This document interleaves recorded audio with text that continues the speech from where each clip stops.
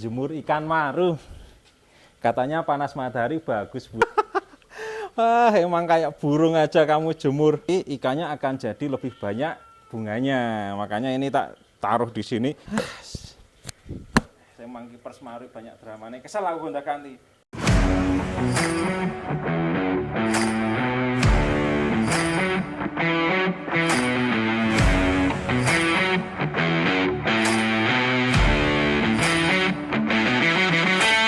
Aduh. Kadet.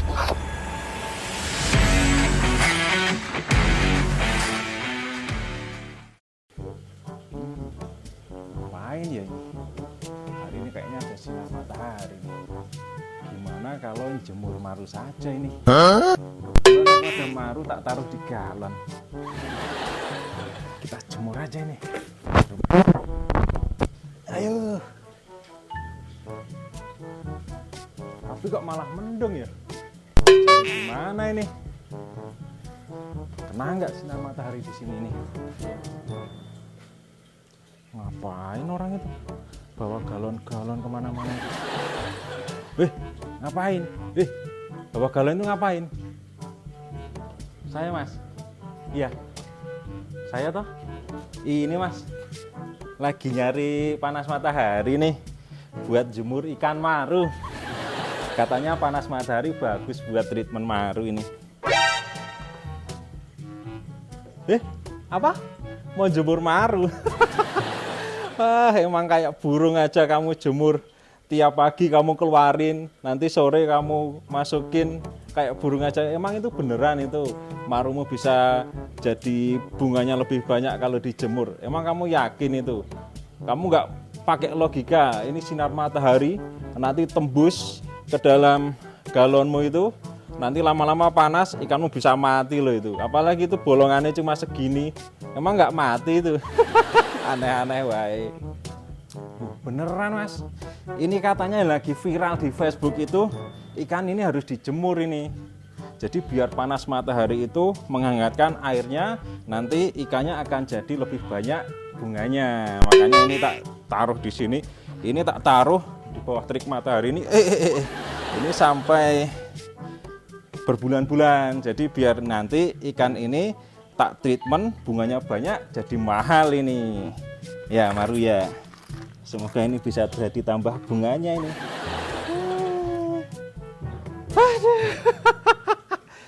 Emang kalau kiper maru itu susah untuk dikasih tahu.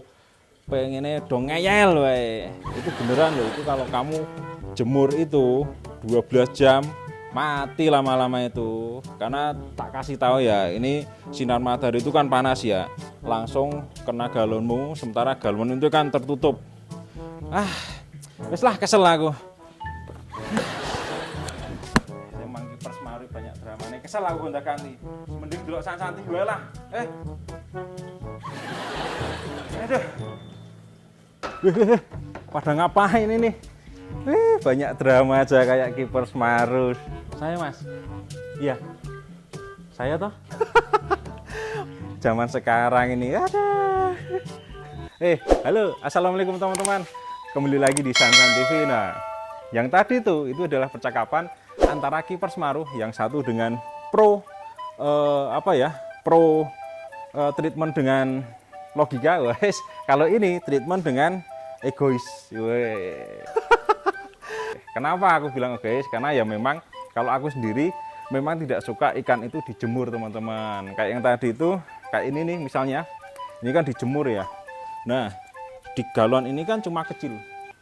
Kalau kalian pengen niru tentang habitat aslinya, kalau dia di habitat aslinya itu kan, kalau maru dia habitatnya luas, airnya sirkulasi airnya memang ada. Sementara kalau di galon atau di tank itu kan ini kecil, tidak ada sirkulasi udara sama sekali, tempatnya terbatas.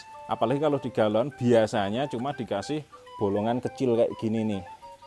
Nah, ini logikaku ya. Jadi sorry kalau mungkin tidak berkenan bagi kalian yang suka jemur ikan. Biasanya cahaya dari matahari ini kan tembus nih, jebret di sini. Nah, nanti di sini akan panas teman-teman, karena udara yang di dalam itu akan panas, dia akan nyebabin air ini panas.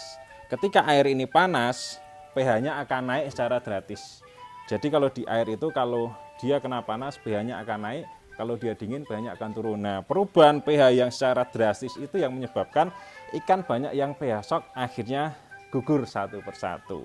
Makanya kalau di grup-grup Facebook itu banyak yang mengeluhkan dia jemur ikan di galon akhirnya mati. Jadi bukan masalah galon atau tanknya teman-teman, tapi masalah cara treatmentnya. Jadi nggak masalah kok pakai ini. Aku juga sebenarnya diam-diam itu aku juga pakai galon, karena beberapa aku bawa ikan dari kios Om Yoan, tidak punya tempat, aku taruh di galon.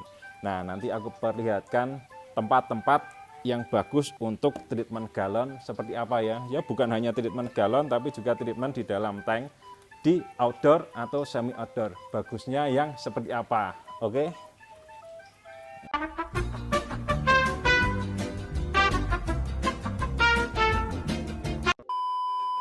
Yang pertama, tempat untuk treatment maru pakai galon atau pakai tank di luar itu yang bagus taruh di bawah pohon kayak gini. Ini kan rindang teman-teman. Biasanya ini aku menghadap ke timur. Nanti cahaya matahari dari sana paling cuma sejam 2 jam, habis itu udah kena sinar matahari secara tidak langsung. Ngos-ngosan aku gawa galon, rugi ya gue nge-gym. Nah, kayak gini, jadi ditempatkan di bawah kayak gini. Sinar matahari paling cuma menyinari sekitar nggak lama, sejam 2 jam aja. Karena sebenarnya aku juga punya maru di kolam.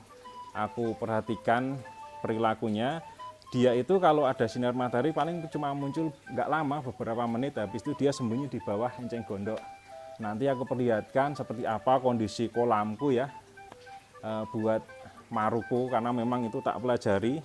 Nah, itu juga yang jadi keyakinanku bahwa ikan maru itu sebenarnya tidak terlalu suka dengan terik matahari. Dia lebih suka sembunyi, ketika ada mangsa dia akan nyergap.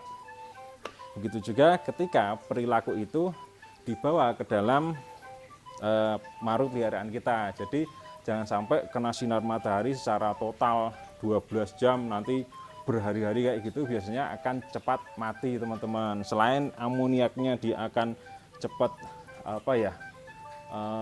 naik ya. Jadi amoniaknya kan di dalam dia akan cepat meracuni ikan. Bisa juga karena pH air yang naik drastis, ikannya pH shock mati. Nah, ini tempatnya di sini di bawah pohon rindang seperti ini. Ini oke teman-teman. Atau kalau enggak, ini taruh di sini. Taruh misalnya di sini nih. Nah, ini karena aku pakai polikarbonat, ini dia dapat cahaya matahari tapi tidak secara langsung. Ini juga bagus taruh di sini nih teman-teman. Nih, taruh di sini. Yang penting jangan sampai kena sinar matahari secara total 12 jam dari pagi sampai malam. Nanti keesokan harinya terus kayak gitu, lama-lama juga nggak akan bertahan lama. Terus kalau ada pertanyaan, lah punya aku tak jemur selama ini aman-aman saja ya, karena makhluk hidup itu kan punya daya tahan tubuh yang berbeda-beda teman-teman. Ada yang ringkih, gampang sakit, tempeleng pisan jatuh. Ada yang kuat, yang bisa beradaptasi di lingkungan yang ekstrim. Terus juga kalau enggak sini nih, tapi sorry ya kalau berantakan ya di rumahku ya. Ini di sini, ini juga tak taruh di sini nih. Ini sudah berbulan-bulan aman. Nah, ini cahaya matahari tidak terkena secara langsung, bahkan pagi pun tidak. Tapi nanti aku perlihatkan ya. Salah satu yang ini lumayan cabungnya. Ini varian red, sudah beberapa bulan di sini. Baru mungkin 14-15 cm. Nah, ini salah satu treatment secara outdoor atau semi outdoor yang bagus. Intinya jangan sampai kena sinar matahari secara langsung, karena yaitu pH akan berubah secara drastis, akan pH shock, ikannya bisa mati. Jadi ya seperti itu teman-teman. Intinya kalau di semi outdoor itu selain keamanannya, kalian juga harus pantau, karena beberapa kali aku sering dengar di teman-temanku banyak ikan yang akhirnya hilang karena dicuri saat di treatment di luar rumah. Ya juga dari sinar matahari yang secara langsung teman-teman. Jangan sampai terkena sinar matahari yang terlalu banyak. Apalagi di galon, kalau di galon itu kan dia karena tertutup, ya sebenarnya sama juga sih kalau di tank. Itu juga nanti pH-nya akan naik ketika suhu air menjadi hangat. Terus juga minusnya itu saat siang mungkin akan terasa panas, tapi kalau malam pergantian suhunya akan mendadak jadi dingin teman-teman. Nah itu yang juga bisa menyebabkan ikan kemudian sakit. Kayak kita aja kalau malam kedinginan, siang kepanasan, lama-lama akan meriang teman-teman, apalagi ikan ya. Terus juga apakah butuh heater? Nah, di tempatku sendiri ini tidak ada. Yang sering aku bacakan kalau di Facebook, di media sosial ya, di Facebook atau yang lain sebagainya, itu banyak treatment bunga yang wajib pakai heater, atau kalau enggak bahkan pakai bohlam yang buat bakso. Goblok! Ada bakso lewat. Bohlam yang biasa buat penghangat ayam itu loh teman-teman, itu taruh di atasnya. Nah sebenarnya tidak terlalu perlu teman-teman, karena di tempatku sendiri ini kan aku ada di Sleman Utara, ini di daerah Turi, ini dekat dengan Merapi itu ya paling berapa ya, mungkin 11-12 km langsung dari puncak Merapi. Ini kalau malam dingin teman-teman. Di tempatku sendiri bahkan yang di luar tadi atau yang di dalam tidak ada yang sama sekali yang memakai heater. Jadi kalau ikan itu dia gampang beradaptasi kok kalau maru itu, selama tidak berada di lingkungan yang ekstrim. Nah kalau di sini aku pakai heater itu cuma saat ikan terlihat tidak sehat, nguncup, kena white spot, ya seperti itu, saat ikan terlihat tidak sehat. Terus juga apalagi ya, selain itu ya kalau di outdoor ya memang harus benar-benar kita perhatikan juga teman-teman. Jangan sampai kita taruh berbulan-bulan di luar, ketika ikan itu kita mau lihat sudah jadi tulang belulang, karena kita tidak bisa memantau. Apalagi kan seperti yang tadi aku pakai galon ketapang pekan kayak tadi, ikan tidak terlalu terlihat ya. Seperti janjiku tadi, aku akan perlihatkan situasi kolamku yang ada di belakang seperti apa. Ini tadi baru aja tak cemplungin red maru, sebelumnya ada yellow maru. Semoga saja mereka akur, kalau enggak ya paling tak tambahin lagi, jadi biar tak gomteng. Yuk tak perlihatkan.